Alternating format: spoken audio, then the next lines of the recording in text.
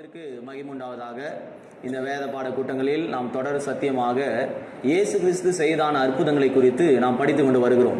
இயேசு கிறிஸ்து வாழ்ந்த நாட்களில் அவர் அற்புதங்களை செய்கிறதாக இருந்தார். யோவான் 14:12 வசனத்தை அடிப்படையாக கொண்டு நாம் இந்த 37 அற்புதங்களை நாம் ஒவ்வொன்றாக சிந்தித்து கொண்டு வருகிறோம்.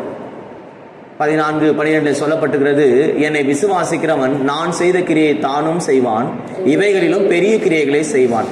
அவர் செய்த கிரியைகளை நாம் செய்ய முடியும் என்று வேதம் நமக்கு சொல்லுகிறது. அவர் என்ன கிரியைகளை செய்திருக்கிறார், அவர் என்ன அற்புதங்களை செய்திருக்கிறார் என்பதை நாம் இந்த வேத வசனங்களில் படித்தால்தான் நாமும் அதை செய்ய கர்த்தர் நமக்கு உதவி செய்வார். அதுக்கு தான் இந்த 37 அற்புதங்களை ஒவ்வொன்றா நாம் படிச்சுட்டு வரோம். காரணம், அவரை போல நானும் அற்புதம் செய்யணும், என் வாழ்க்கையில் அற்புதங்கள் நடைபெறணும் அப்படின்றது தான் நாம் இதை விலகிக் கொள்றோம். ரெண்டாவது, அவர் செய்தது மாத்திரமல்ல, அவைகளிலும் பெரிய கிரியைகளை செய்வதற்கு கர்த்தர் நம்மை கொண்டு வந்திருக்கிறார். நம்ம கொடுத்ததுக்கான ரட்சிப்பில் 2 அனுபவமும் இருக்கிறது. ஒன்று, அவர் செய்த அற்புத கிரியைகள். ரெண்டாவது, அவரிலும் பெரிய அற்புத கிரியைகளை செய்யணும். உங்களை கர்த்தர் அப்படி பயன்படுத்தணும்னு கர்த்தர் இந்த சபையில கொண்டு வந்து வைத்திருக்கிறார். ஆகவே இந்த சத்தியங்களை நாம் புரிந்து கொள்ள கர்த்தர் உதவி செய்வாராகும். இதுவரையில் நாம் 9 அற்புதங்களை சிந்தித்திருக்கிறோம். அதை ஒவ்வொன்றாக வேத வசனத்தின் அடிப்படையில் நாம் பார்த்திருக்கிறோம். குரோனாலஜிக்கல் ஆர்டர் அப்படின்னு சொல்லப்பட்ட ஆர்டர் வரிசையில் வேத ஆகமத்தின் ஆராய்ச்சியாளர்கள், வரலாற்று குறிப்பிட்ட அந்த ஆராய்ச்சியாளர்கள் இந்த அற்புதங்களை வரிசைப்படுத்திருக்காங்க. 1வது அற்புதம், 2வது அற்புதம், 3வது அற்புதம் சொல்லி அற்புதங்களை வரிசைப்படுத்திருக்கிறாங்க. அந்த அற்புதங்களில் 37 அற்புதங்களை நாம் 9 அற்புதங்களை சிந்தித்து வந்திருக்கிறோம். இந்த மாலை வேளையிலும் நம்முடைய தியானத்திற்கு 10வது அற்புதத்தை கொண்டு வருவோம். கர்த்தர் நமக்கு உதவி செய்வாராக. லூக்காவின் புஸ்தகம் 6ஆம் அதிகாரம் 6ஆம் வசனத்திலிருந்து 11ஆம் வசனம் வரை வாசி கேட்போம். லூக்கா 6. வேறொரு ஓய்வு நாளிலே அவர் ஜெப ஆலயத்திலே பிரவேசித்து உபதேசித்தார். அங்கே சூம்பின வலது கையையுடைய ஒரு மனுஷன் இருந்தான். அப்பொழுது வேதபாரகரும் பரிசேயரும் அவரிடத்தில் குற்றம் பிடிக்கும்படி ஓய்வு நாளில் சொந்தமாக்குவாரோ என்று அவர் மேல் நோக்கமாய் இருந்தார்கள். அவர்களுடைய சிந்தனைகளை அவர் அறிந்து சூம்பின கையுடைய மனுஷனை நோக்கி, நீ எழுந்து நடுவே நில் என்றார். அவன் எழுந்து நின்றான். அப்போது இயேசு அவர்களை நோக்கி, நான் உங்களிடத்தில் ஒன்று கேட்கிறேன், ஓய்வு நாட்களில் நன்மை செய்வதோ தீமை செய்வதோ, ஜீவனை காப்பதோ அழிப்பதோ எது நியாயம் என்று கேட்டார். கர்த்தருடைய பரிசுத்த நாமத்திற்கு மகிமை உண்டாவதாக. இதுவரையிலும் நாம் 9 அற்புதங்களை குறித்து சிந்தித்திருக்கிறோம். இந்த இரவு வேளையிலும் இந்த 10வது அற்புதத்தை சிந்திக்க கர்த்தர் நமக்கு உதவி செய்வாராக. நம்முடைய சிந்தைகள், இருதயங்களை கொஞ்சம் தேவ சமூகத்துக்கு நேராக நாம் ஒருமுகப்படுத்துவோம். 10வது அற்புதம் இங்கே குறிப்பிடப்பட்டிருக்கிறதான சூம்பின கை உடையதான ஒரு மனுஷனுடைய அற்புதத்தை குறித்து நாம் படிக்கிறோம். இது 3 சுவிசேஷ புஸ்தகங்களிலும் குறிப்பிடப்பட்டிருக்கிறது. மார்க் 8ஆம் அதிகாரத்திலும் மத்தேயு 12ஆம் அதிகாரத்திலும் இந்த வசனங்கள் குறிப்பிடப்பட்டிருக்கிறது. மத்தேயு 12ஆம் அதிகாரத்தில் 9ஆம் வசனத்திலிருந்து 13ஆம் வசனம் வரை இந்த அற்புதங்களை குறித்து நாம் அங்கே படிக்க முடியும். அந்த வேத வசனங்கள் அங்கே குறிப்பிடப்பட்டிருக்கிறது. அதே போல மார்க்கிலும் நாம் படிக்க முடியும். அந்த அற்புதங்கள் அங்கே குறிப்பிடப்பட்டிருக்கிறதாக நாம் படிக்கிறோம். கர்த்தருடைய பரிசுத்த நாமத்திற்கு மகிமை உண்டாவதாக. கிறிஸ்து இயேசுக்குள் ரட்சிக்கப்பட்டிருக்கிறதால் நாம் அவருடைய அற்புதங்களை படிப்பது, தெரிந்து கொள்வது மிக அவசியம். இன்னைக்கு நிறைய ஜனங்களுக்கு அது புரியல. மார்க்கின் புஸ்தகம் 3ஆம் அதிகாரம் 1ஆம் வசனத்திலிருந்து 6ஆம் வசனம் வரை அதே அற்புதத்தின் வசனங்கள் அங்கே குறிப்பிடப்பட்டிருக்கிறது. இந்த 10வது அற்புதத்தை இந்த 3 சுவிசேஷ புஸ்தகங்களிலும் வெவ்வேறு கண்ணோட்டங்களில் 3 சுவிசேஷங்கள் எழுதியிருக்கிறதை நாம் படிக்கலாம். கர்த்தருடைய பரிசுத்த நாமத்திற்கு மகிமை உண்டாவதாக. நாம் லூக்காவில் இருந்து இதை தியானிக்க கர்த்தர் நமக்கு உதவி செய்வாராக. லூக்காவின் புஸ்தகத்தில் பார்க்கும்போது பஸ்கா பண்டிகையின் 2ஆம் நாளுக்கு பின் வந்த 1ஆம் ஓய்வு நாளிலே அவர் பயிர் வழியாய் நடந்து போகையில் அவருடைய சீசர்கள் கதிர்களை கொய்து கைகளினாலே நிமிட்டி கொண்டிருந்தார்கள். பரிசேயர் சிலர் வந்து அவரிடத்தில் கேள்வி கேட்டு கொண்டு வந்தார்கள் என்று அந்த 8ஆம் அதிகாரத்தினுடைய முதல் பகுதி ஆரம்பிக்கப்படுகிறது. பரிசேயர் என்று சொல்லப்படுகிறவர்கள் எப்பொழுதும் இயேசு கிறிஸ்துவினிடத்தில் வினாவுகிறவர்கள். என்ன இது அற்புதம், இப்படி தான் செய்யணுமா, இப்படி தான் ஊழியத்தை செய்யணுமா, நீர் செய்யறதெல்லாம் சரியா, எந்த அதிகாரத்தினால் நீங்க செய்றீங்க, இப்படி எல்லாம் அவனுங்க கேள்வி கேட்டுக்கிட்டே வருகிறதான ஒரு குரூப். அவங்களுக்கு எப்போ பார் இயேசு கிறிஸ்து செய்யறதுல ஏதாவது ஒரு குற்றத்தை கண்டுபிடிக்கணுன்றது தான் அவனுடைய கண்களா இருந்தது. அவங்களுக்கு மோசே நியாயப்பிரமாணங்கள் தெரியும், அவங்களுக்கு சட்டத்திட்டங்கள் தெரியும். ஆனா இந்த இயேசு கிறிஸ்துவை குறித்து, அவருடைய வல்லமையை குறித்து அவர்கள் உணராதவர்களாக இருந்தார்கள். ஒரு ஓய்வு நாளிலே என்ன நடந்தது? 6ஆம் வசனத்திலிருந்து நாம் பார்க்கும்போது, வேறொரு ஓய்வு நாளிலே அவர் ஜபாலயத்தில் பிரவேசித்து உபதேசித்தார். அங்கே சூம்பின வலது கையுடைய ஒரு மனுஷன் இருந்தான். அவர் ஒரு ஓய்வு நாளிலே ஒரு தேவாலயத்திலே பிரசங்கம் பண்ணி கொண்டிருக்கிறார். இப்போ நாம எல்லாம் கூட சண்டே ஓய்வு நாள்னு சொல்லி ஆசரிக்கிற நேரத்தில் நாம தேவ சமூகத்துக்கு வந்து ஆராதிக்க வரோம். ஆராதிக்க கூடி வரும்போது சில பலவீனமானவர்கள் வருகிறார்கள், சில வியாதியஸ்தர் வராங்க, சில பிசாசினால் தாழ்க்கப்பட்டவர்கள் வருகிறாங்க.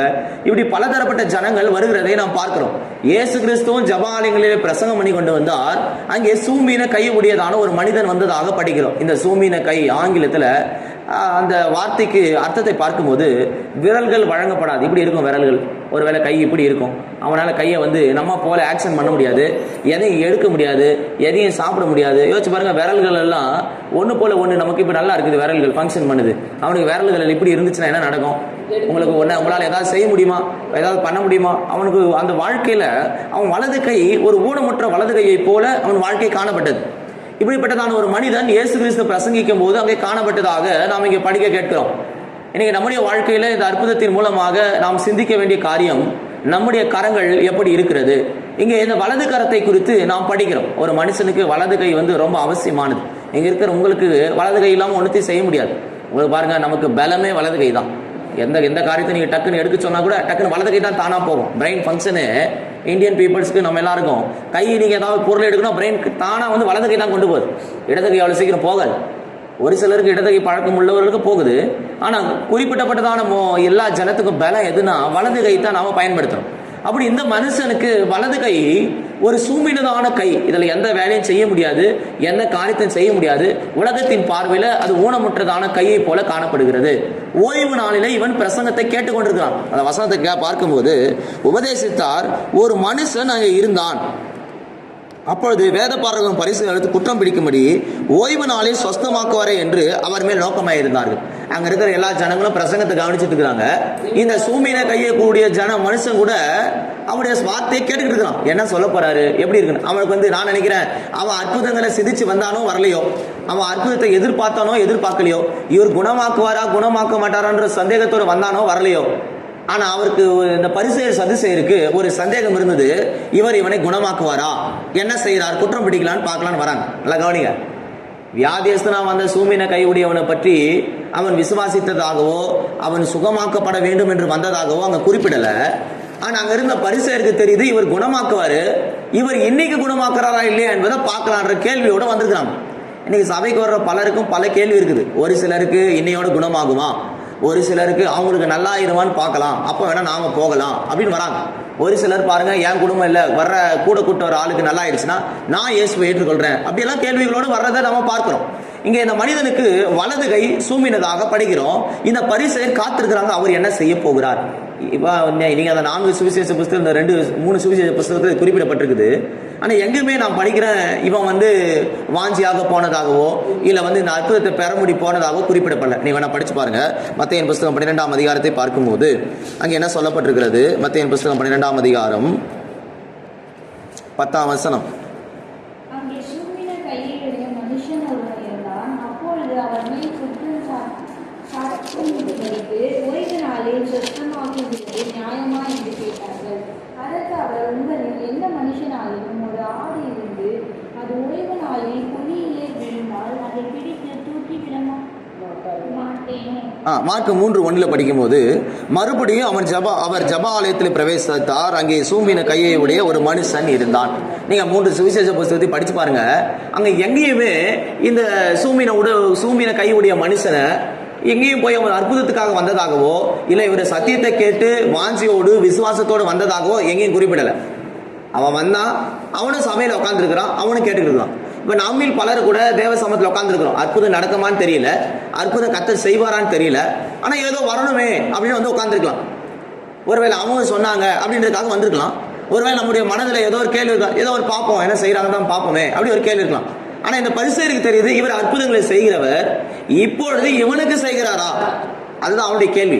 இன்னைக்கு நம்மில் பலர் கூட என்ன கேள்வினா, இன்னைக்கு ஆண்டவர் அற்புதம் செய்வாரா, இப்போ ஆண்டவர் செய்வாரா, நான் இப்போ ஜபத்துக்கு வந்திருக்கிறேன், இன்னி ஒரு முடிவிட்டா நீங்கள் பாயிண்ட் வருமா, இப்படி எல்லாம் பல கேள்விகள் குழப்பங்கள் நமக்கு வருகிறது.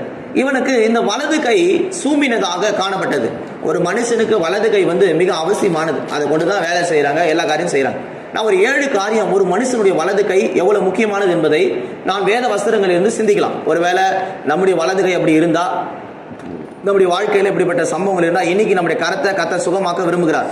ஆதியாகமத்தின் புஸ்தகம் 48ஆம் அதிகாரத்தை பார்க்கும்போது, ஆதியாகமத்தின் புஸ்தகம் 48ஆம் அதிகாரம்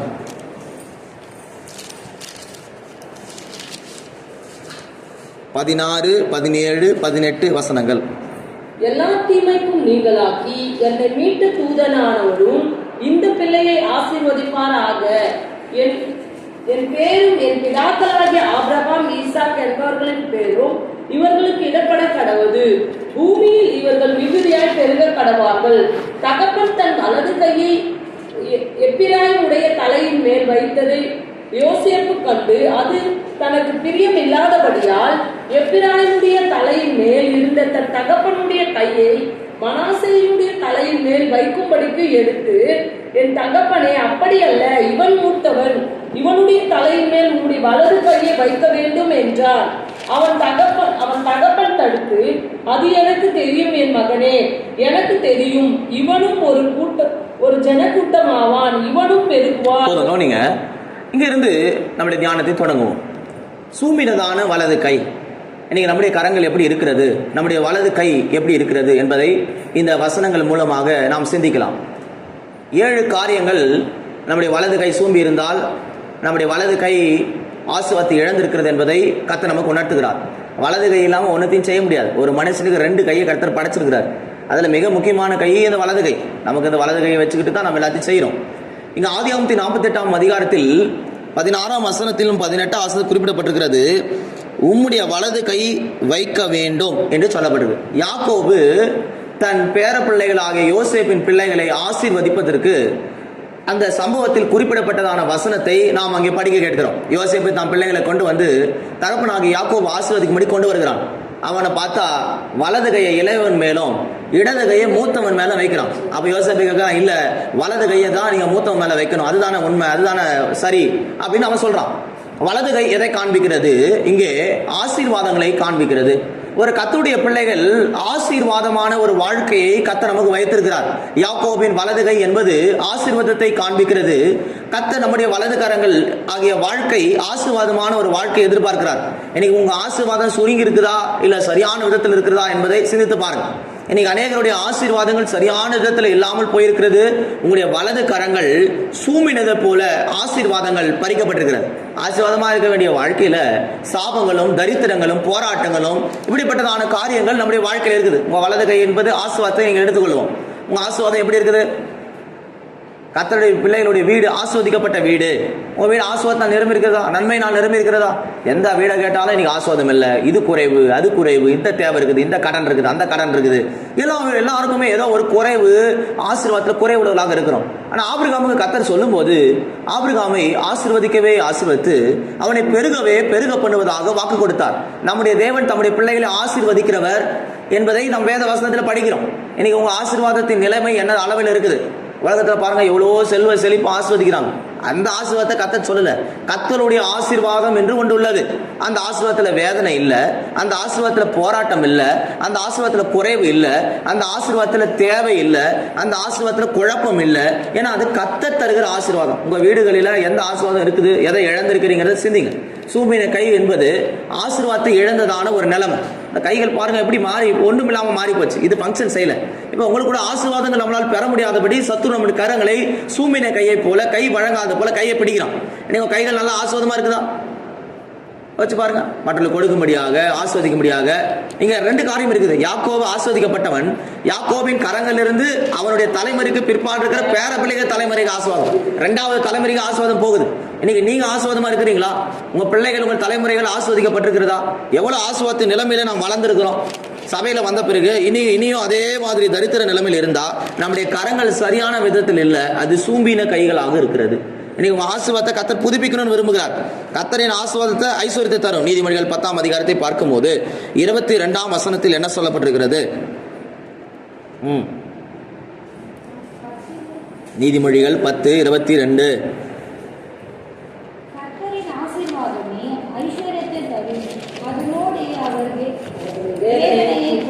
கர்த்தருடைய ஆசீர்வாதமே ஐஸ்வர்யத்தை தரும், அதனோடு அவர் வேதனை கூட்டார். உலகத்துல 2 விதமான ஆசீர்வாதம் இருக்குது. ஒன்று மனுஷமா சுயமா மற்ற வல்லமைகளோடு பெறுகிற ஆசீர்வாதம். 2வது ஒரு ஆசீர்வாதம் இருக்குது, அது கர்த்தராலே வருகிற ஆசீர்வாதம். நீங்கள் கர்த்தராலே ஆசீர்வதிக்கப்பட்டவர்கள் என்று வேதம் சொல்லப்பட்டிருக்கு. நாம் யாரால் ஆசீர்வதிக்கப்பட்டிருக்கிறோம்னா கர்த்தரால் ஆசீர்வதிக்கப்பட்டவர்களே உள்ளே வாரும். இந்த சபையில வருகிற யாவரையும் கர்த்தரால் ஆசீர்வதிக்கப்பட்டவர்கள். நீங்க வந்திருக்கிற ஒவ்வொருவரும் நீங்கள் கர்த்தராலே ஆசீர்வதிக்கப்பட்டவர்கள். இதை நீங்க விளங்கிக் கொள்ளணும். நம்முடைய கை சூமின கையாக, சாபமான கைகளாக, ஆசீர்வாதத்தை இழந்த கைகளாக இருந்துச்சுன்னா இன்னைக்கு கர்த்தர் உங்க கைகளை மறுபடியும் சுத்தப்படுத்தி சுகமாக்கி ஆசீர்வாதம் உள்ள கரங்களாக மாற்ற விரும்புகிறார். இன்னைக்கு உங்க கரங்கள் எப்படி இருக்குது? சாபமா இருக்குதா? கொடுக்க முடியுதா? நீங்க மற்றவர்கள் ஆசீர்வதிக்கத்தக்கதா உங்க கரங்கள் இருக்குதா? யோசிச்சு பாருங்க. நீங்க எத்தனை கரங்கள் சூம்பின கைகளாக இருக்கிறது? நல்லா இருந்துச்சுங்க கை, திடீர்னு பாருங்க ஃபங்க்ஷன் ஆகல சொல்றாங்க ஜனங்க. நல்லா தான் வாழ்க்கை இருந்துச்சு, நல்லா ஆசீர்வாதமா தான் இருந்தேன், எல்லாமே சரியா போற மாதிரி தான் தெரிஞ்சு, திடீர்னு பார்த்தா ஒரு பிரச்சனை, போராட்டம், அப்படியே எல்லா ஆசீர்வாதம் கீழே போயிட்டே இருக்குது. கடன் மேல கடன், போராட்டம் மேல போராட்டம், சாபத்தின் மேல சாபம், இருந்த கொஞ்ச நெஞ்ச ஆசீர்வாதத்தை கூட நான் இழந்து போய்விட்டேன். இன்னைக்கு உலகம் அப்படிதான் சொல்லுகிறது. ஆனா கர்த்தர் தருகிற ஆசீர்வாதத்துல வேதனை இல்லை, அதனோட அவர் வேதனையை கூட்டார். கூட்டாம என்ன அர்த்தம்? அதுல அடிஷனா எந்த பிரச்சனையும் இல்லை. ஆசீர்வாதத்தை கொடுக்குறாரு, அதோட கூட என்ன இல்லை? பிரச்சனை இல்லை. இன்னைக்கு கர்த்தரால வருகிற ஆசீர்வாதத்துல பிரச்சனை இல்லைங்க. நீங்க நாம சுயமா போகிறதால பல பிரச்சனைகளை நாம் சந்திக்கிறோம். கர்த்தருடைய பரிசுத்த நாமத்துக்கு மகிமை உண்டாவதாக. மல்கியாவின் புத்தகம் 3ஆம் அதிகாரத்தில் பார்க்கும்போது 10ஆம் வசனத்தில் என்ன சொல்லப்பட்டிருக்கிறது? வாசிங்க. 3:10. ஆலயத்தில் ஆகாரம் உண்டாயிருக்கும்போது தசமபாகங்களை மதரசாலைகளை கொண்டு வாருங்கள். அப்போது வானத்தின் பலகணிகளை திறந்து எது கொள்ளாமல் போக மாட்டோம். உங்கள் மேல் ஆசீர்வாதத்தை வர்ஷிக்க பண்ணுவேன். தேவனிடத்திலிருந்து நன்மைகளை, ஆசீர்வாதங்களை நீங்க பெறணும். இத்தனை நாட்கள் கை சூமினது போல இப்படி இருந்திருக்கலாம். இனி உங்க கரங்கள் ஆசீர்வாதிக்கப்படுகிற கரமாக மாறணும்னு கர்த்தர் விரும்புகிறார். இந்த மனிதன் வலது கை சூம்பினவனான ஒரு மனிதன், நல்லா தான் இருந்தான், வாழ்க்கை நல்லா தான் இருக்குது. ஆனா பிரச்சனை, ஒரு குறை இருக்குது இவங்கிட்ட. கை சூம்பி இருக்குது, உயிரோடு இருக்கிறான், ஜீவன் இருக்குது, இடது கை வேலை செய்யுது, கால்கள் வேலை செய்யுது, சரீரம் நல்லா தான் இருக்குது, ஆனா கை விளங்கல. இன்னைக்கு வாழ்க்கை இருக்குது, குடும்பம் இருக்குது, பிள்ளைகள் இருக்குது, எல்லாமே இருக்குது. ஆனா இருக்க வேண்டிய ஆசீர்வாதத்தை நாம் இழந்திருக்கிறோம். அது நம்மை விட்டு பறிக்கப்பட்டிருக்கிறது. நாம் ஒரு ஊனமான ஒரு குடும்பத்தை போல, கை கால் விளங்காத எனக்கு ஒரு ஊனம் போல நம்முடைய வாழ்க்கை விளங்காமலே போயிட்டு இருக்குது. இன்னைக்கு கர்த்தர் அதை ஆசீர்வதிக்க விரும்புகிறார். கர்த்தராலே வருகிற ஆசீர்வாதத்தை நீங்கள் பெற்றுக்கொள்ள வேண்டும். மல்கியா 3ஆம் அதிகாரம் 10ஆம் வசனத்தில் சொல்லப்பட்டிருக்கிறது, என்னுடைய ஆலயத்தில் ஆகாரம் உண்டாயிருக்கும்படி உங்கள் தசம்பாகங்கள் எல்லாம் பண்டகசாலை கொண்டு வாருங்கள், அதனாலே நான் உங்களை ஆசீர்வதிப்பேன், உங்கள் மேல் ஆசீர்வாதத்தை வர்ஷிக்க மாட்டேனோ என்று அதனாலே என்னை சோதித்து பாருங்க. கர்த்தர் ஒரு ஜனத்தை ஆசீர்வதிக்கிறதுக்கு பல வழிகள் இருக்குது. அதுல முக்கியமான ஒரு வழி, நாம் கொடுக்க வேண்டிய தசம பாகத்தில் உண்மையா இருக்கும். சில பேர் பாருங்க, தசம பாகத்தை கொரியர்ல அனுப்புறான். சில பேர் தசம்பாகத்தை பாஸ்டுக்கு பங்கு பிரிக்கிறான். சில பேர் தசம்பாகத்தை என்னென்னவோ செய்கிறாங்க. பழைய ஏற்பாட்டு காலத்தில் தசம்பாகன்றது 100க்கு 10. ஆனால் புதிய ஏற்பாட்டில் அப்படி இல்லை. உன் மன விருப்பத்தின்படி நீ 1 ரூபா கொடுக்கலாம், 2 ரூபா கொடுக்கலாம், இல்லை கொடுக்காம கூட விடலாம், ஒன்றும் பிரச்சனை இல்லை. பழைய ஏற்பாட்டில் தசம்பாகன்றது கட்டாயம் இல்லை. ஆனால் முழு மனதோடு முழு உத்தரவாதத்தோடு கொடுத்தால் அது நிமித்தம் நம்ம ஆசீர்வதிக்கப்படுகிறோம். தேவனிடத்திலிருந்து நன்மையும் ஆசீர்வாதத்தை சுதந்திரிக்கிறதுக்கு ஒரு வழி இருக்குது. அது தசமமாகவும் காணிக்கை வழியாக நாம் பெற்றுக்கொள்கிறோம். எங்க நிறைய பேர் கொடுக்க மனம் இல்லை, அதனால் கர்த்தரிடத்திலிருந்து பெற முடியல. நீங்க நல்லா விளங்குங்க, தேவ சமூகத்துல ஆசீர்வதிக்கிறதுக்கு ஒரு வழி மல்கியா 3:10 தெளிவா சொல்லப்படுது. அதனாலே சோதித்து பாருங்கள். கர்த்தரை நீ சோதிக்கலாமா, கொடுக்குறாரா இல்லையான்னு பார்க்கலாம். எதை வச்சு? நீங்க கொடுக்குற தசமங்களை வச்சு, நீங்க கொடுக்குற காணிக்கைகளை வச்சு கர்த்தரை சோதிக்கலாம். கர்த்தாவே என் கரங்களை ஆசீர்வதிக்கலாம். நீங்க 1 கொடுத்து 10 வருதான்னு வெயிட் பண்ணி பாருங்க, கர்த்தர் நிச்சயமா கொண்டு வருவார். இதுதான் பாலிசி. பேங்க்ல போட்டுட்டு வெயிட் பண்ணிட்டு இருக்கிறோம், வட்டி ஏறுமா, வட்டி கொடுப்பானா, ஏதாவது மாறுமா அப்படின்னு உட்காந்து வெயிட் பண்றோம். உலக பிரகாரமான பேங்குக்கும் அதிகாரங்களுக்குமே இந்த வல்லமை இருக்குமானால் கர்த்தருடைய பிள்ளைகளுக்கும் கர்த்தராலே ஆசீர்வதிக்கப்படும். வேத வசனத்தில் வாசிக்கும் போது கர்த்தரால் ஆசீர்வதிக்கப்பட்டு உள்ளே வரும். தேவ சமூகத்தில் ஆசீர்வதிக்கப்பட்ட ஜனங்களை உள்ளே கொண்டு வருகிறார். வசனங்கள் அப்படி சொல்லிக்கிட்டே போலாம். இஸ்ரவேலை ஆசீர்வதிப்பது கர்த்தருக்கு பிரியம். இங்க இருக்கிற ரட்சிக்கப்பட்டவன் ஆசீர்வதிக்காம ஊர்ல இருக்கிற கர்த்தர் ஆசீர்வதிக்க கொண்டு வரல. நீங்க ரட்சிக்கப்படும் போதே உங்கள் மேல் கர்த்தர் ஆசீர்வாதத்தை வச்சாச்சு. இதுக்கு மேல ஒரு புதிய ஆசீர்வாதம் தர வேண்டிய இல்ல.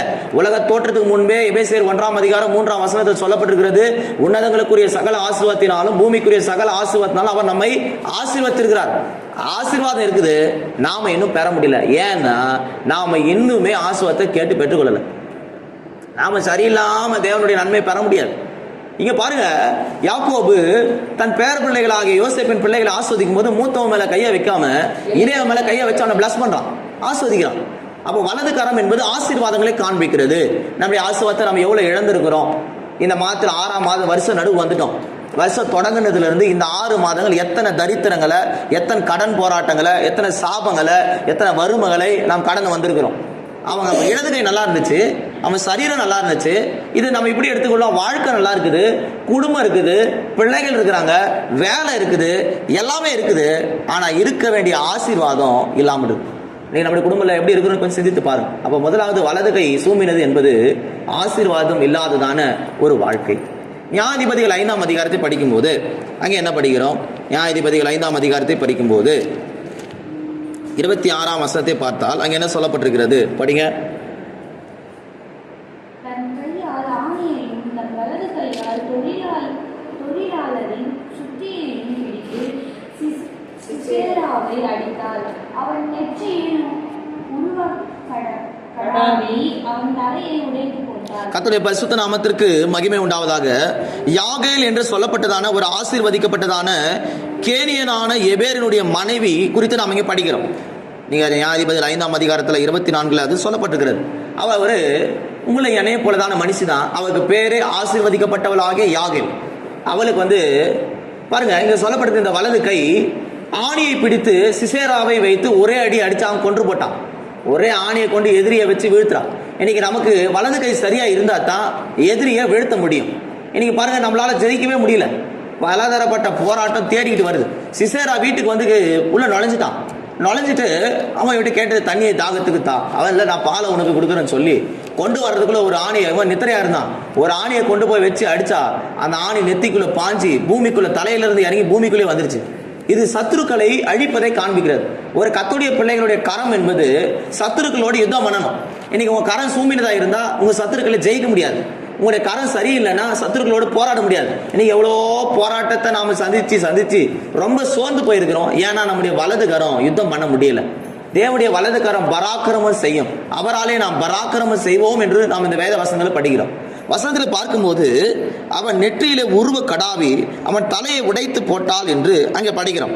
வலது கையினால் தொழிலாளரின் சுத்தியை பிடித்து, என்ன பிடிச்சாலும் கையில சுத்தி, இதெல்லாம் காண்பிக்குது பாருங்க. ஆணியை கையில் எடுக்கிறா, இன்னொரு கையில் வலது கையில எடுத்தா ஒரே வச்சா சிசேரா தலையில வச்சா ஒரே அடிதான்.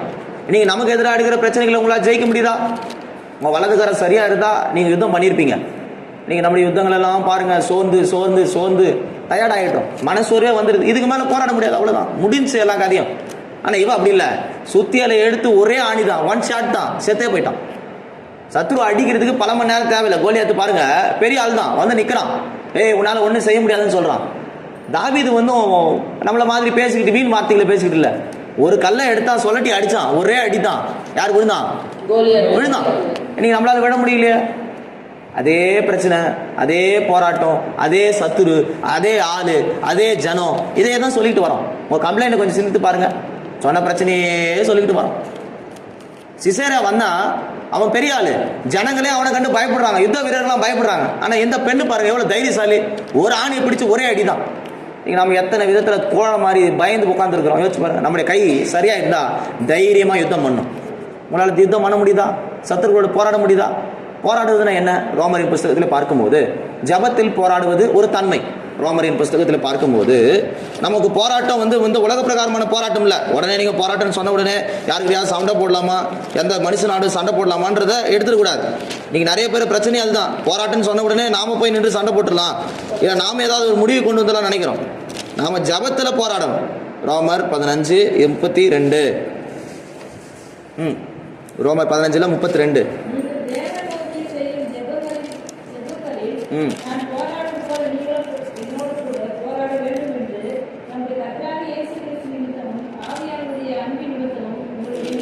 ஜபத்திலே நான் போராடுகிறது போல நீங்களும் ஜபத்தில் என்ன பண்ணணும்?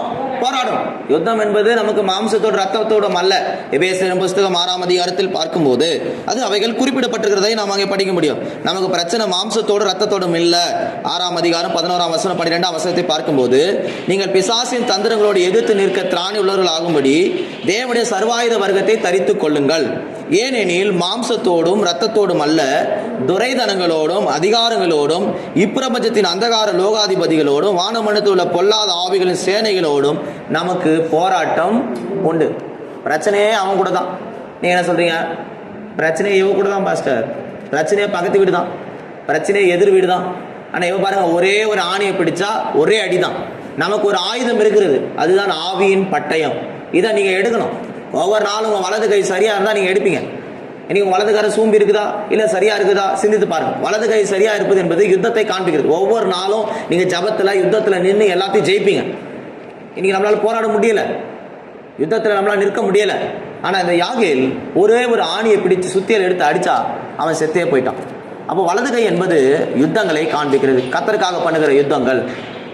நியாயாதிபதிகள் புஸ்தகத்தில் பார்க்கும்போது 16ஆம் அதிகாரத்தை பார்த்தால் அங்கே என்ன சொல்லப்பட்டிருக்கிறது? நியாயாதிபதிகள் புஸ்தகம் 16ஆம் அதிகாரத்தை பார்க்கும்போது அங்கே சிம்சோனை குறித்து படிக்கும்போது 29ஆம் வசனம் 16:29.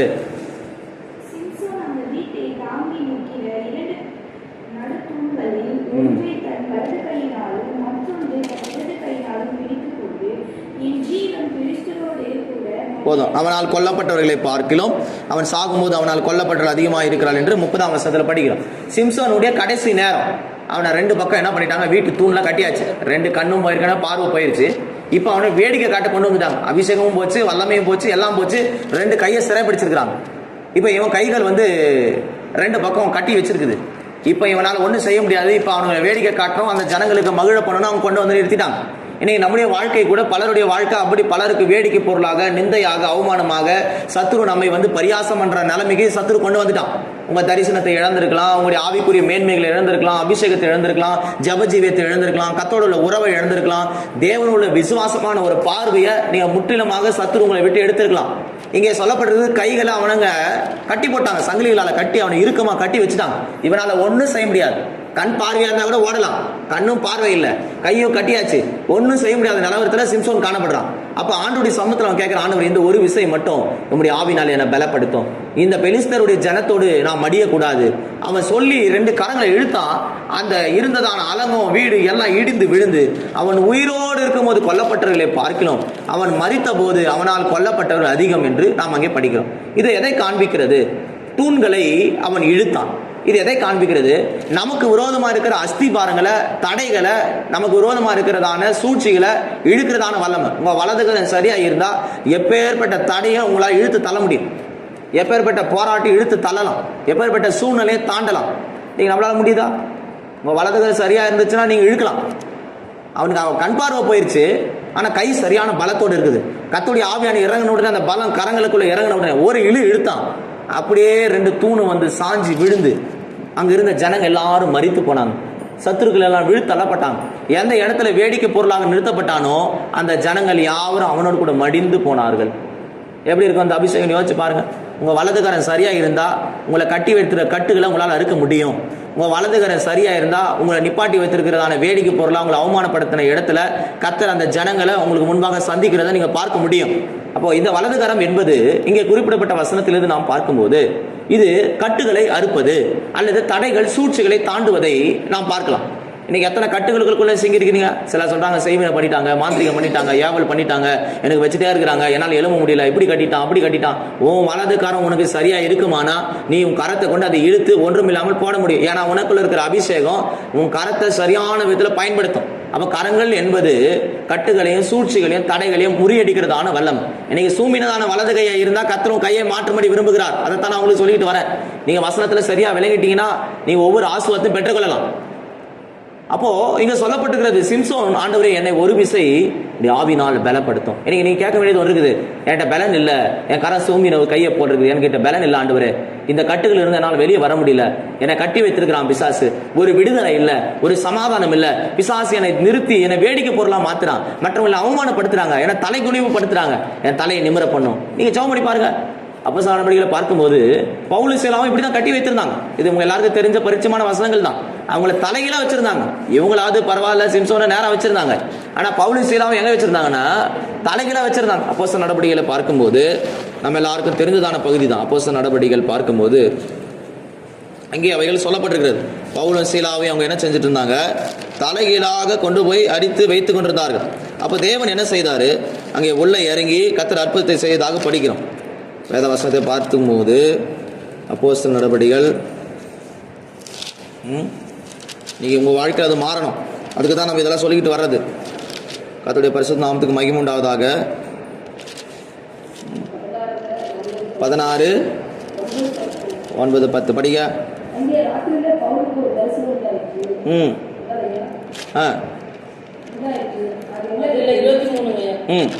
அவர்களை அநேக அடிகள் அடித்த பின்பு சிறைச்சாலையிலே வைத்து அவர்களை பத்திரமாய் காக்கும்படி சிறைச்சாலைக்காரனுக்கு கட்டளையிட்டார். 24 படி. 24 அவன்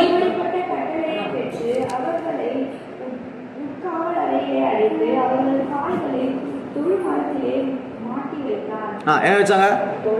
அவன் கால்களை கைகளை தொழு மரத்துல மாட்டிட்டாங்க. எதுக்கு மாட்டியாச்சு? இதுக்கப்புறம் ஒன்றும் செய்ய முடியாது, எங்கேயும் ஓட முடியாது அப்படின்னு அவங்கள தலைகளாக வச்சு அடிச்ச ரத்தம் சொட்ட சொட்ட சொட்ட சொட்ட உட்காந்துருக்கலாம். ஆனால் அவங்க என்ன செய்தாங்களா அந்த நேரத்தில்? ஏங்க நடு ராத்திரில ஆனால் பாடுவாங்களா? ஏற்கனவே ரத்தம் சொட்டுது, நடு ராத்திரில நீங்கள் என்ன செஞ்சிருப்பீங்க? இந்த வலி வேதனை இதுக்கு மேலே என்ன நீங்கள் இப்போ தலைகளாக நிப்பாட்டினீங்கன்னா மொத்தம் பிளட் ஃப்ளோவும் உங்கள் தலைக்கு வந்துடும். ரத்தம் மொத்தம் எங்கே வந்துடுது? கீழே வந்துடும். அப்போ என்ன பண்ண முடியும் அவங்களால? யோசிச்சு பாருங்க. அப்படியே கண்ணு தலை எல்லாம் அப்படி ஒரு மாதிரி ஆயிட்டு இருக்கும். ஏற்கனவே அடி வேற, ரத்தம் வேற சொட்டிக்கிட்டு இருக்குது. ஆனால் அவங்க நடு ராத்திரில அங்கே என்ன செஞ்சாங்கன்னா தேவனை நோக்கி பாடி துதி செய்து ஜெபம் பண்ணினார்கள். கட்டுகளும் அருந்தது, சிறைச்சாலை அதிர்ந்தது, சிறைச்சாலையினுடைய கதவுகள் திறக்கப்பட்டது, பூமி அதிர்ந்தது, கர்த்தர் அவங்களை வெளியே கொண்டு வந்தார். அப்போ நம்முடைய வாழ்க்கையில எவ்வளோ பெரிய கட்டு கட்டியிருக்கட்டும், அது எவன் பண்ணியிருந்தாலும் சரி, எவ பண்ணியிருந்தாலும் சரி, யார் அனுப்பியிருந்தாலும் சரி, கர்த்தர் அதை மாற்ற முடியும். ஆற்காட்டில் ஒரு பகுதியில் ஒரு ஊழியம் பண்ண போயிருந்தோம். அந்த அம்மாவுக்கு சொல்லிட்டாங்க, எல்லா பாஸ்டும் ஜெபம் பண்ணிட்டாங்களா, இதுக்கு மேலே ஒன்றும் பண்ண முடியாது, இது கடைசி வரைக்கும் இருந்து சாக வேண்டியதான்னு சொல்லிட்டாங்க. அதான் ஃபைனலாக எல்லாம் முடிச்ச பிறகு என்ன கூப்பிட்றாரு ஒரு பிரதர், வாங்க போவோம் அப்படின்ட்டு. சரி, நானும் அவங்க வீட்டுக்கு போய் ஜெபம் பண்ணிட்டேன். அது பயங்கரமான ஏவல் ஆவி. அவங்க வீட்டுக்காரன் ஏற்கனவே சூனியம் பண்ணிட்டு இருக்கிறவன், அவன் இறந்துட்டார். அந்த ஆவி இந்த அம்மா மேலே இறங்கி உட்காந்துருக்குது. அப்போ அவங்க சொல்கிறாங்க, இதுக்கு ஒன்றுமே செய்ய முடியாது, அவ்வளோதான் அப்படின்னு. அந்த அம்மா மென்டல் மாதிரி ரோட்டில் ஓடுது, நிர்வாணமாக ஓடுது, கத்துது, மென்டல் மாதிரி பண்ணுது. வயசான பாட்டி, அவங்க இருக்கும் ஒரு 60-70 வயசு இருக்கும். அப்போ நாங்கள் சொன்னோம், ஜெபம் பண்ணு, இந்த ஜெபம் என்னை தினமும் கொடு, கர்த்தர் குணமாக்கிறார் போ அப்படின்னு. போன வாரத்தை சொல்கிறாங்க, பரிபூர்ணமாக குணமாக்கிட்டு அந்த அம்மா இப்போ சமையல் செஞ்சுட்டு இருக்கிறாங்க. நான் சொல்லுவேன், இது கட்ட அறுக்கணும்னா கர்த்தர் அறுப்பார். அபிஷேகமும் வல்லமை இருந்துட்டா எப்பேற்பட்ட தூணில் உன்னை கட்டினாலும் உன்னை ஒன்றும் செய்ய முடியாது, கர்த்தர் அதை அறுக்க முடியும். இன்னைக்கு உங்களுடைய கட்டுகளை சத்துரு கட்டி வைத்து சிறைப்படுத்த பார்க்குறான், உங்களை சின்னாபின்னமாக்கி எப்படியா தடை செய்யணும்னு பார்க்குறான். கர்த்தர் அதை உடைக்க முடியும். 147ஆம் சங்கீதத்தை பார்க்கும்போது அங்கே என்ன சொல்லப்பட்டிருக்கிறது? 147வது சங்கீதத்தை பார்த்தால் அங்கே என்ன சொல்லப்பட்டிருக்கிறது? 137ஆம் சங்கீதம் 5ஆம் வசனம். எருசலேமே, நான் உன்னை மறந்தால் என் வலது கை தன் தொழிலை மறப்பதாக. இங்கே வலது கை என்பது தொழிலை காண்பிக்கிறது. இன்னைக்கு உங்க தொழில் பிசினஸ்லாம் சரியா வருதா? இன்னைக்கு நிறைய பிசினஸ் டவுன் பாருங்க. நிறைய பேர் வேலை விட்டு அனுப்புறாங்க. மைக்ரோசாஃப்ட் ஆஃபீஸை பாருங்க, கூகுள் ஆஃபீஸை பாருங்க, பெரிய பெரிய ஐடி கம்பெனிஸை கூட என்ன பண்றாங்கன்னா மூடிடுறாங்க. நீ கிளம்ப, ஏஐ வந்துருச்சு, இந்த டெக்னாலஜி வந்துருச்சு, அந்த டெக்னாலஜி வந்துருச்சுன்னு சொல்லி ஜனங்களை வேலையை விட்டு தூக்கிட்டே இருக்கிறான். பாதி பேருக்கு வேலை இல்லை. வலது கை என்பது தொழிலை காண்பிக்கிறது. நான் உங்களுக்கு இந்த வலது கையில எங்க நிலவரத்தில் நீங்க விழுந்திருக்கிறீங்க, எங்க சூம்பி இருக்குது உங்க கைன்றத பார்க்கறதுக்கு சொல்லிட்டு வரேன். இங்கே வலது கை என்பது பிசினஸ் லாஸ், தொழில் கிளாஸ். இன்னைக்கு எல்லா தொழிலும் டவுனு. எந்த வேலை தொட்டாலும் விளங்கல, எந்த காரியம் தொட்டாலும் விளங்கல. ஒரு அடி போனா கூட பிசினஸ் ஏற மாட்டேங்குது. வலது கை தன் தொழிலை மறப்பதாக. வலது கை என்பது பிசினஸை காண்பிக்கிறது. எத்தனை பேர் தொட்ட வேலைலாம் முடிஞ்சிருக்குது? எடுத்த வேலைகள்லாம் சரியா வருதா? பிசினஸ் சரியா ஓடுதா? உங்களுடைய பிள்ளைகளுடைய வாழ்க்கையில் நீங்கள் செய்ய பிரயாசப்படுற தொழில் முனைக்கிற தொழில் படிகள் மேலே வருதா? எவ்வளோ பேர் கம்பெனி திறக்கிறாங்க, மறு வாரத்தில் மூடிடுறாங்க. எல்லாம் கேட்டால் லாஸு. ஒரு ஐயா வந்தார் எங்கிட்ட ஆம்பூர்லேருந்து. அவர் ஒரு பெரிய கம்பெனி நடத்திருக்காரு, ஷூ கம்பெனி. 1 கோடி ரூபாய் நஷ்டமாகி இவரை தூக்கி ஸ்டேஷனில் உள்ள வச்சு சோறு தண்ணிக்கு வழி இல்லாமல் ரேஷன் சாப்பாடு யாராவது கொடுப்பாங்களான்ற நிலைமைக்கு வந்து படுத்துட்டார். அப்போ யாரோ சொல்லி என்கிட்ட வந்தாங்க ஆம்பூர்லேருந்து அவங்க ஃபேமிலியோட.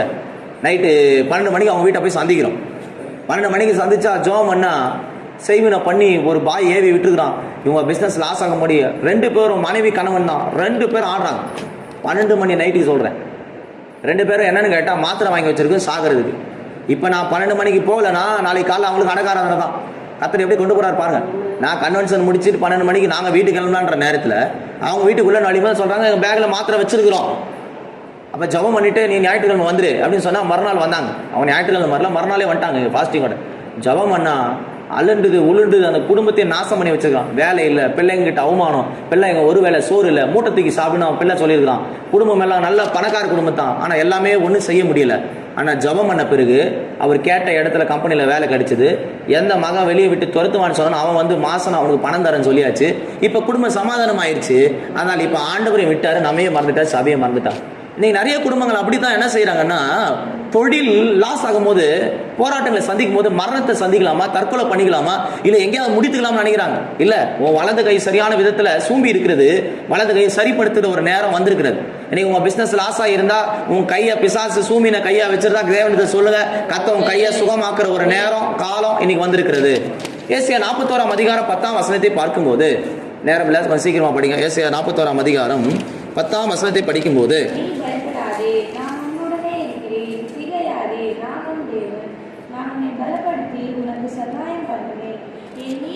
வலது கரத்தினால் உன்னை தாக்கும். நீதியின் வலது கரம் என்று சொல்லப்பட்டிருக்கிறது. வலது கரம் என்பது நீதியை காண்பிக்கிறது.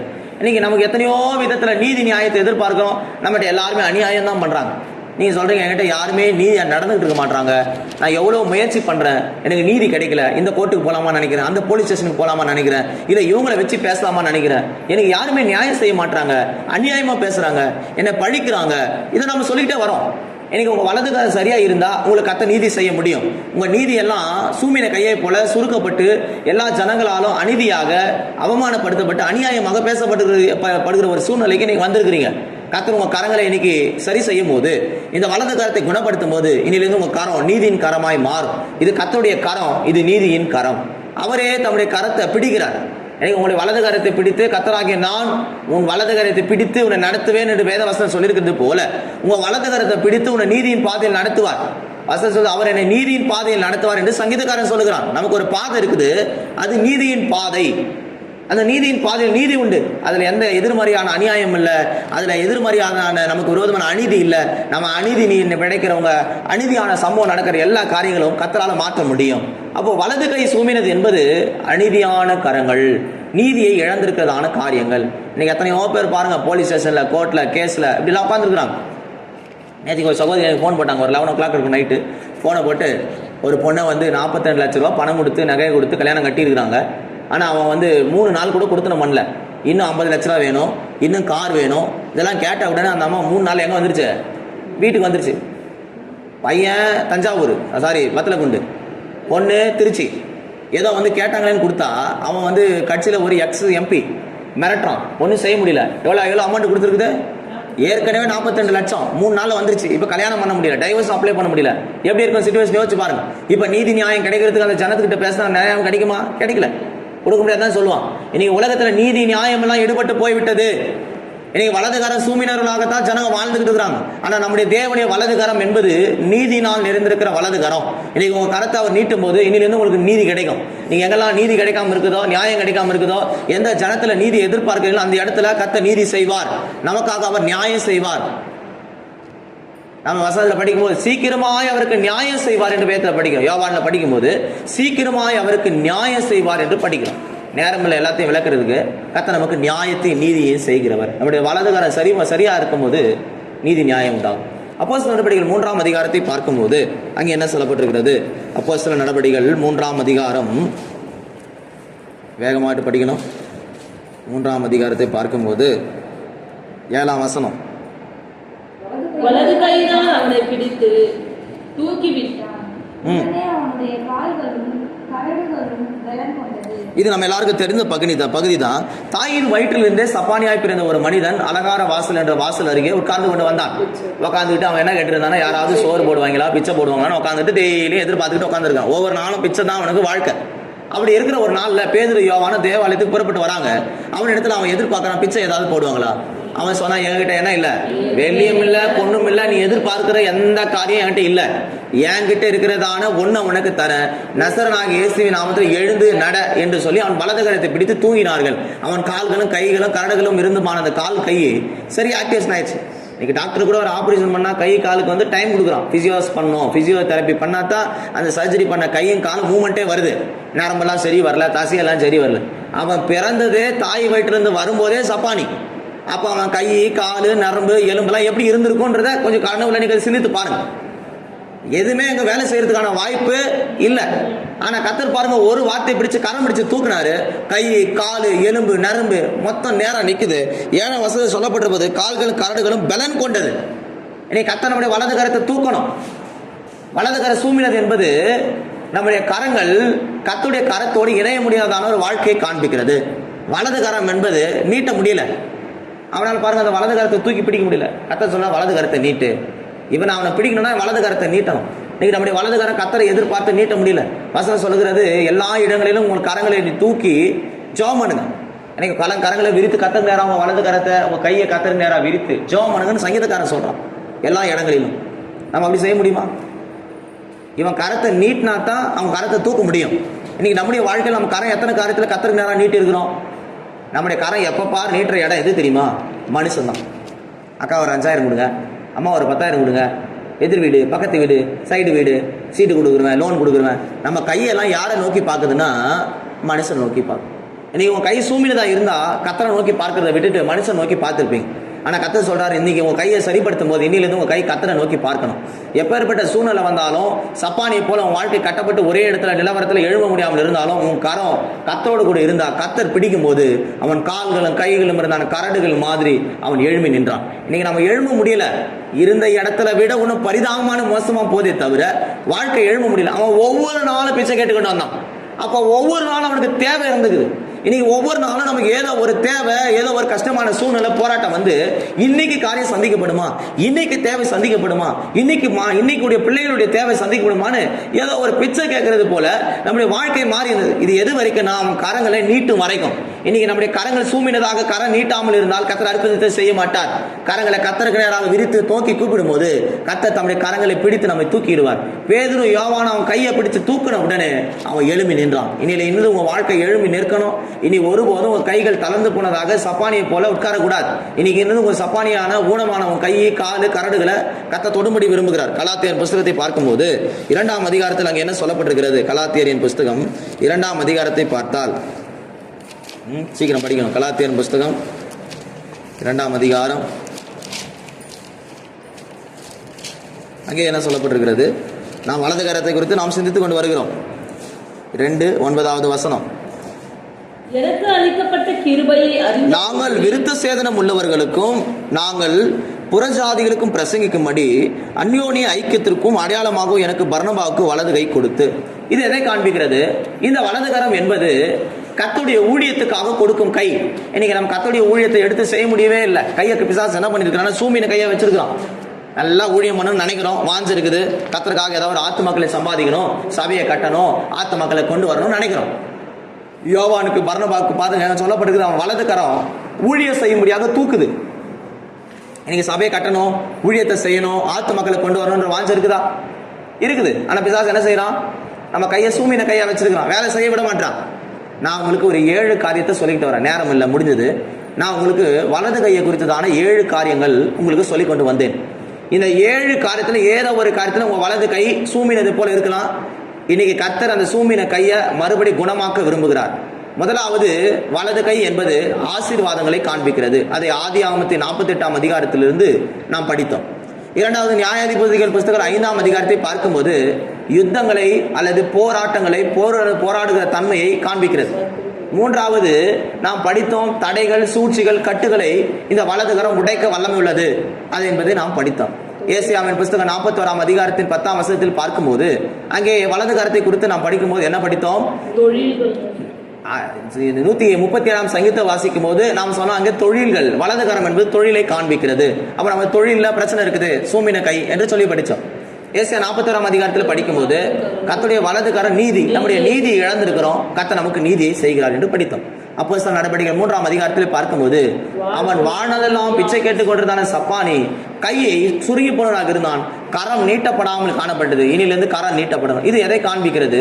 நாம் உலகத்தை நோக்கி வைத்ததான கரங்களாக காணப்படும். இந்த வலது கரம் என்பது கர்த்தருடைய கரத்தை நோக்கி பார்க்கணும் என்பதை தெரியப்படுத்துது. அப்போ வலது கரம் கர்த்தரை நோக்கி பார்த்தபோது அவன் வலது கரத்தை பிடித்து தூக்கினார்கள். கடைசியாக அப்போஸ்தலர் கலாத்தியர் 2ஆம் அதிகாரத்தில் பார்க்கிறோம், அது பிரசங்கிக்கும்படி, ஊழியம் பண்ணும்படி கரம் நீட்டப்பட்டது. அப்போ நம்முடைய கரம் ஊழியத்துக்கு, கர்த்தருடைய ராஜ்யத்தை கட்டுவதற்கு கரம் பயன்படும். இப்போ இந்த 7 கட்டத்தில் ஏதாவது ஒரு கட்டத்தில் உங்க கை சூமினது போல இருக்கலாம். ஒரு ஆசுவத்தை இழந்திருக்கலாம், நீதியை இழந்திருக்கலாம், யுத்தம் பண்ண முடியாமல் உட்காந்துருக்கலாம், தொழிலில் லாஸ் ஆகிருக்கலாம், இல்லை ஒருவேளை சப்பானியை போற ஒரே இடத்துல உட்காந்துக்கிட்டு யாராவது மனுஷ தயவை எதிர்பார்த்து கைகளை நீட்டி கொண்டிருக்கலாம், இல்ல ஊழியம் செய்யக்கூடாதபடி சத்துருவும் கரங்களை கட்டி இருக்கலாம். இந்த 7 நிலவரத்துல நீங்க ஊழியம் செய்ய முடியாமலோ குடும்பம் நடத்த முடியாமலோ எங்க கட்டி இருந்தாலும் கர்த்தருடைய வலது கரத்தை இன்னைக்கு பிடிக்கும் போது அந்த சூமின கை குணமாகிறது. லூக்காவின் புஸ்தகம் 6ஆம் அதிகாரத்தை பார்க்கும்போது அந்த வசனத்தில் அவைகள் சொல்லப்பட்டது. லூக்காவின் புஸ்தகம் 6ஆம் அதிகாரத்தில் பார்க்கும்போது லூக்காவின் புஸ்தகத்தில் பார்க்கும்போது 6ஆம் அதிகாரத்தில் அங்க என்ன சொல்லப்பட்டிருக்கிறது? அங்க பாருங்க, குற்றம் பிடிக்கும்படி சொஸ்தமாக்குவாரோ என்று அவருமே நோக்கமாக இருந்தார்கள். அவருடைய சிந்தனைகளை அவர் அறிந்து சூமின கையுடைய மனுஷனுக்கு, நீ எழுந்து நடுவே நில் என்றார். நான் உன்னிடத்தில் ஒன்று கேட்கிறேன், ஓய்வு நாட்கள் நன்மை செய்வதோ தீமை செய்வதோ ஜீவனை காப்பதோ ஜீவனை அழிப்பதோ எது என்று கேட்டு அவர்கள் எல்லாரையும் சுற்றி பார்த்து அந்த மனுஷனை நோக்கி உன் கையை நீட்டு என்றார். அப்படியே அவன் கையை நீட்டினான். உடனே அவன் கை மறுகையை போல சொஸ்தமாயிற்று. அவர்களோ மூர்க்க வெறி கொண்டு இயேசு என்ன செய்யலாம் என்று ஒருவர் ஆலோசித்துக் கொண்டிருந்தார். நேரம் முடிஞ்சது, நான் விவரிக்க முடியல. கர்த்தர் நமக்கு உதவி செய்வாராக. அவனை கூப்பிட்டு எல்லாரும் நிறுத்திட்டார். இன்னைக்கு கர்த்தர் உங்களை எங்கெல்லாம் நீங்க ஆசுவாத்தை இழந்தீங்களோ, எங்கெல்லாம் நீங்க நன்மைகள் இருந்தீங்களோ, எங்கெல்லாம் கட்டப்பட்டு இருந்தீங்களோ, எங்கெல்லாம் நீதி இழந்திருந்தீங்களோ, எங்கெல்லாம் உங்க தொழில லாஸ் ஆயிருந்ததோ, எங்கெல்லாம் சப்பானியை போல கையை நீட்டி எதிர்பார்த்து பணத்துக்காக பொருளுக்காக நின்றீர்களோ, எங்கெல்லாம் ஊழியம் செய்யக்கூடாது அப்படி கைகள் குறிந்ததோ, அதே இடத்துல உங்களை எழுப்பி நிப்பாட்டி, எந்த ஜனம் உனக்கு நன்மையாகுமா சுகமாகுமா, நீ விடுவிக்கப்படுவியா, மேல வருவியா, இல்ல உன் கை என்ன ஆக போகுது, உன் ஆசுவாதம் என்ன ஆக போகுது, உன் நீதி என்ன ஆக போகுது, நீ யுத்தம் பண்ண போறியான்னு எதிர்பார்த்த அதே ஜனத்துக்கு முன்பாக அவனுக்கு சொல்றான், உன் கையை நீட்டு. ஒரே வார்த்தை தான், அவன் கையை நீட்டினான். இன்னைக்கு உங்க சூம்பின கையை கர்த்தர் அந்த வலது கரத்தை மறுபடியும் நீட்டும்படி கர்த்தர் ஒரு வாய்ப்பு உங்களுக்கு கொடுத்திருக்கிறார். இன்னைக்கு அவருடைய வார்த்தை உங்களை தேடி வருது. எல்லா ஜனத்துக்கு முன்பாக அவனுங்கெல்லாம் எதிர்பார்க்கறாங்க, இவன் என்ன ஆக போறான். இன்னைக்கு நம்ம சுற்றி இருக்கிற ஜனங்கள் நம்மளை பார்த்துக்கிட்டு வராங்க. உங்க கண்கள் மற்றவங்களை பார்க்கறது இல்லையா, நம்ம சுற்றி இருக்கிற கண்கள் நம்ம மேல் நோக்கமா இருக்குது. கர்த்தர் இவனோட வாழ்க்கையில என்ன செய்ய போகிறான்ற எதிர்பார்ப்பு இந்த உலகத்தில் இருக்கிறதான கர்த்தர் அறியாமல் புரியாமல் சத்தியம் தெரியாமல் இருக்கிற ஜனங்கள் இருக்குது. இவன் அங்க போறான் வரான், சபைக்கு போறாங்க, என்னதான் நடக்க போகுது பார்ப்போம் அப்படின்ற ஒரு கேள்வியோட உங்களை பார்க்கறாங்க. ஆனா கர்த்தருடைய வசனம் சொல்லப்பட்டிருக்கிறது, அவர்களுக்கு முன்பாக கர்த்தர் நம்மை மறுபடியும் குணமாக்குவார். காரணம் நீட்டப்பட்டது. அவனுக்கு எல்லாரும் அவர் இயேசு கிறிஸ்துவ குறித்து பார்த்து அவர் மேல ரொம்ப கோபமாய் போனதாக படிக்கிறோம். இன்னைக்கு உங்க கரத்தை கர்த்தர் பிடிக்கணும்னு விரும்புகிறார். இன்னைக்கு நம்ம 10வது அற்புதத்தை குறித்து சிந்திக்கிறோம். சூம்பின கையை கர்த்தர் மறுபடியும் மறு கையை போல குணமாக்கினார். இன்னைக்கு உங்க வலது கரம் ஆசுவாதத்தை இழந்திருக்கலாம்.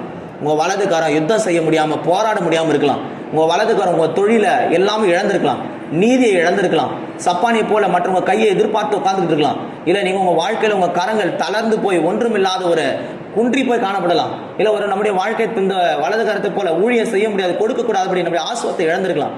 இந்த 7 கட்டத்துல நீங்க எந்த இடத்துல நின்றிருந்தாலும் இன்னைக்கு கர்த்தர் உங்க கரத்தை நீட்டும்படி விரும்புகிறார். முழங்கால் படிட்டு, ஆண்டவரே என் கரம் சூமினதான கரத்தை போல காணப்படுது, இன்னைக்கு என் கரத்தை நீட்டுங்கப்பா. முழங்கால் படிக்கலாமா? வாய்களை திறந்த தேவ சமூகத்துல, ஆண்டவரே நான் வந்ததுக்கு இந்த 10வது அற்புதத்தை நாங்க சிந்தித்து இருக்கிறோம். என் வாழ்க்கையில் எனக்கு அற்புதம் செய்யும். இயேசு கிறிஸ்து நேற்றும் இன்றும் என்றும் மாறாதவர். நீர் அற்புதங்களை செய்கிறவர். அன்னைக்கு அந்த வலது கரத்தை சூமினதான மனிதனை குணமாக்கின தேவன் இன்னைக்கு என் வாழ்க்கையை குணமாக்கும். என் பிள்ளைகளுக்கு அற்புதம் செய்யும். எனக்கு அற்புதம் செய்யுங்க ஆண்டவர்.